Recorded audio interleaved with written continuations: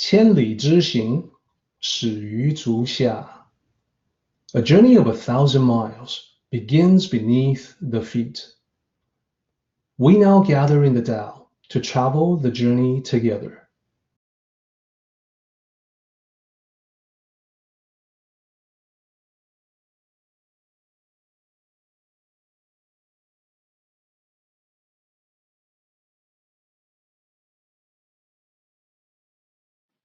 Welcome to Tao Talks with Derek Lin, where we delve deeply into the Daodejing by Lao Tzu.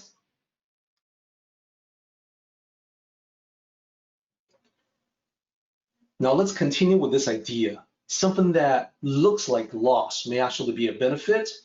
The opposite is also true. Something that you receive as a benefit may actually be a loss. What appears to be a benefit can be a loss. When this comes up for the Chinese people, they always use the classic Chinese story about how the situation can transform itself from positive to negative and back again.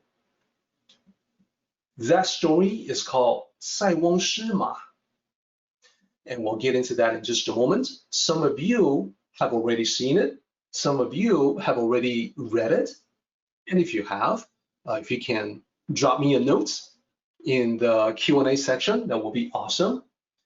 It is chapter 8 in the book, The Tao of Daily Life, and the story is called Misfortunes and Blessings. So for those of you who have not read this particular chapter from the book, I would like to briefly go over that story with you for the benefit of those who haven't encountered it. I really enjoyed working on the story because, you know, I have seen so many different depictions of it, so many different versions of it. So I knew that there were many distorted versions floating around. I felt that I could do something good by bringing an accurate version and have that be part of the book. So the full expression, 塞翁失马，焉知非福, the characters that you see on top, I will explain one by one. But first, I would like to relate the story for you as part of our discussion for this chapter. Once upon a time, in ancient China, specifically in the northern frontier of ancient China, there was a man who was known as a skillful person in raising horses. So this is the Saiweng, which literally is the old frontiersman. So he lived in the frontiers. His life revolved around raising, training horses. And one day he experienced what people thought was a misfortune.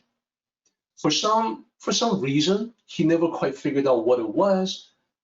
His horse got loose and ran off beyond the border, the northern border of ancient China. So beyond the border was the Hu tribe, which in ancient times were known as barbarians. They thought of them as barbarians because the Hu tribe was hostile toward the ancient Chinese. And because the horse ran off in that direction, there was no way for them to go into the Hu territory to retrieve the horse. So that's it. The horse is as good as gone. Now, for the people along the frontier, horses were extremely valuable. So this was a great loss, a great financial setback. So they all commiserated with him. They went to him, they visited with Saiweng, and they expressed their sympathies. Oh, I am so sorry that this happened to you. This must be a huge loss. What are you going to do? Now, it was surprising to them because Saiweng has a elderly father, and this is a household of 3 generations. So this was the grandfather, and Saiweng also has a son. 3 generations, and the grandfather says to them, well, who says this cannot be some kind of blessing? Now, everybody thought that this was crazy. What? You've just lost a horse. How can you think of it as a blessing? But the grandfather was right, because months later, the horse came back, bringing another horse, a fine steed from the Hu breed.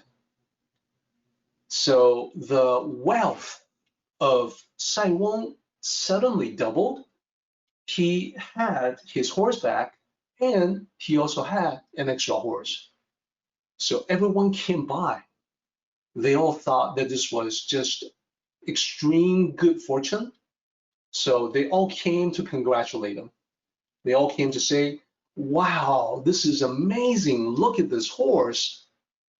This is such great luck. But again, the grandfather, his elderly father, surprised everyone and said, who says this cannot be some kind of misfortune? And again, everybody thought the old man was crazy. You know, how can it be? You just got a whole new horse. Now his son, Saiweng's son, enjoyed riding and decided to take the new horse of the Hu breed out for a ride to break it in. Unfortunately, an accident occurred. The horse threw him off and he fell badly. He broke his leg. And upon hearing this news, neighbors once again gathered, again expressing their sympathies. Oh, this is so horrible. This is terrible. Are you okay? How are you going to be healing up? Now, once again, as you can guess, the grandfather surprised all of them. Just like before, he said, well, who says this cannot be some kind of good fortune? And again, everybody thought that he was crazy. You know, look at your grandson. His leg is broken. There's no way that this can be good fortune. No way at all. But once again, the grandfather was right, because a year later, the Hu tribe decided to invade China. So all the young men were conscripted into the army to defend against the invaders.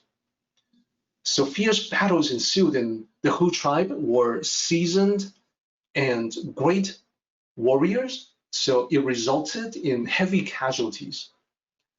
Out of all the people who had gone into the army to fight the invaders, 9 out of 10 of them died. But the grandson did not go into battle because of his broken leg. And because of this, he was spared that fate of death, 9 out of 10. His family survived the war intact. So this story can potentially go on, but in the original Chinese formulation, it stops there. It's basically saying blessings can be misfortunes, misfortunes can be blessings.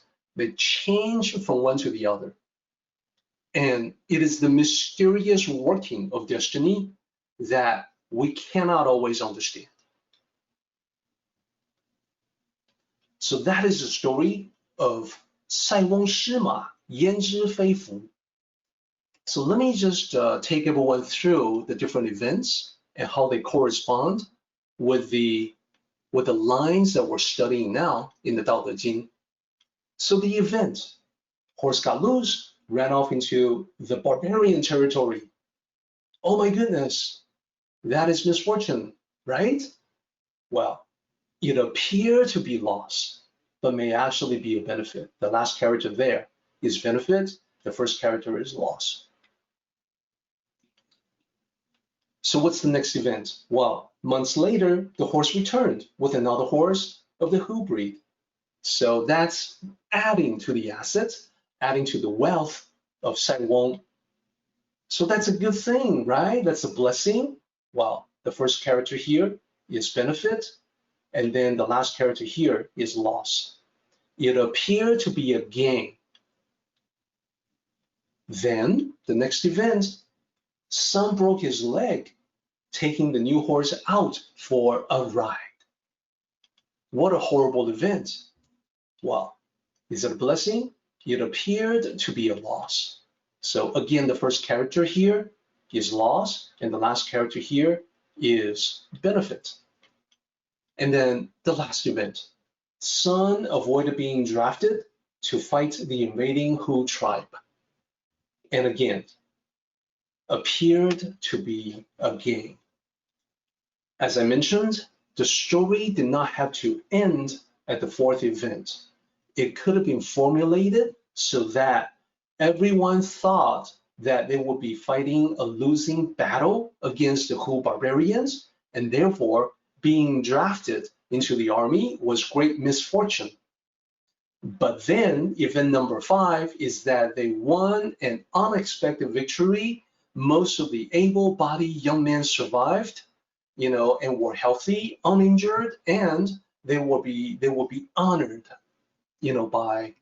by the emperor, and that turns into a benefit again.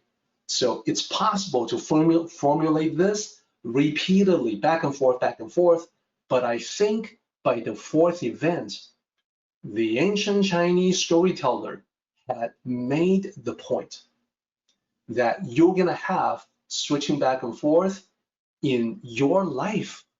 So you want to anticipate, and you want to also exercise your ability to manage the yin and yang in a skillful way.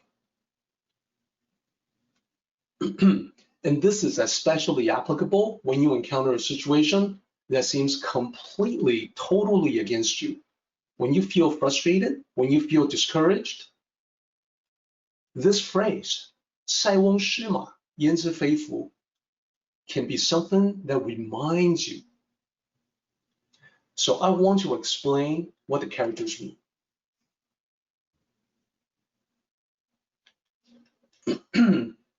So I have the pronunciation here, Saiweng Shima, and now I want to explain what the characters mean one by one. The first character means frontier, boundary, border. The second character is old man. Third character, loose. Last character, horse. So the last two characters in particular can only be translated like this, loose horse, and the other two characters have a wider range of possible choices that you can pick from. If you were to transcribe from the literal rendition here, frontier, old man, loose horse. Okay, well, you get close to the original meaning, but to translate, you probably want to shift it around a little bit. The old frontiersman loses a horse. Now it sounds like a complete sentence in English. So that's Saiweng Shima. And Saiweng Shima, the first half of this expression, is meant to depict a substantial loss. And that's because horses were particularly valuable in the frontiers region. Represents wealth. Then let's take a look at the second half, Yan Zhi Fei Fu. So here's the pronunciation. It's more like an E sound here instead of yan. It's yan, Yan Zhi Fei Fu. Now let's break down the characters one by one. You can see exactly how to translate. First character means how. Second character means no. Third character is not. The last character can be blessing, prosperity, good fortune. Altogether, so if you were to string the literal transcription together, how no, not blessing? Well, we can do a better job by translating into, well, how do you know it's not a blessing? Now you have the complete expression. 塞翁失马焉知非福, the old frontiersman loses a horse. How do you know it's not a blessing?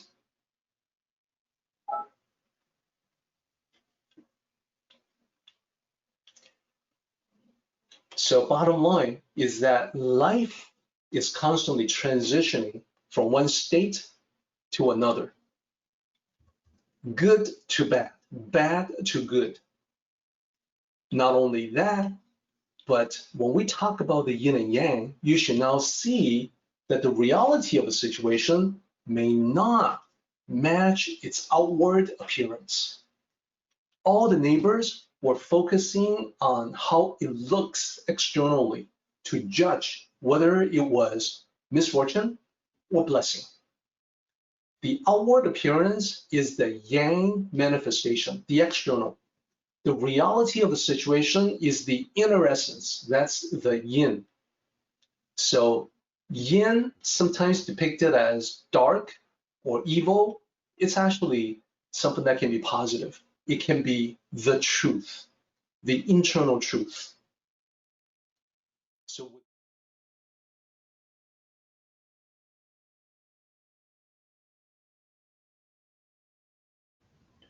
our meeting has come to an end, but the journey continues on.